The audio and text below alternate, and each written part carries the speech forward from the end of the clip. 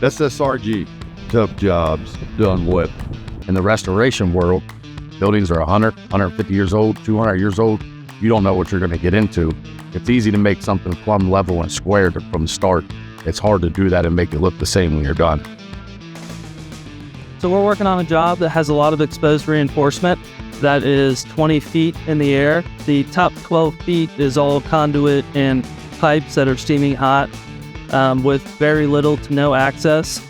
So some of the problems that we have to solve there is getting up to the ceiling to repair it. So what we come up with is scaffolding around the equipment on the floor or doing a full depth repair from the top side. One of the other issues with the paper mill is that it is fully running 24/7.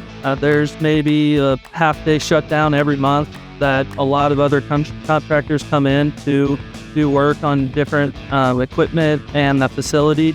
So having to work around the running equipment and 100 workers working in the mill, phasing and scheduling our work around that was very challenging, and it's changing every day. In this auditorium, there's plaster ceilings that are like a half-inch thick, and we only had a 4-foot entrance, and I had to put 1,000 linear feet of steel catwalk in this building. So we got together, I got with safety, we put a plan together, got everything up to the roof, and then handed every item, 6-foot pieces in. Built it at our starting point, zigzag all through this thing, all the way through the back, 1,000 feet. Now people can get up there safely with handrails and everything else.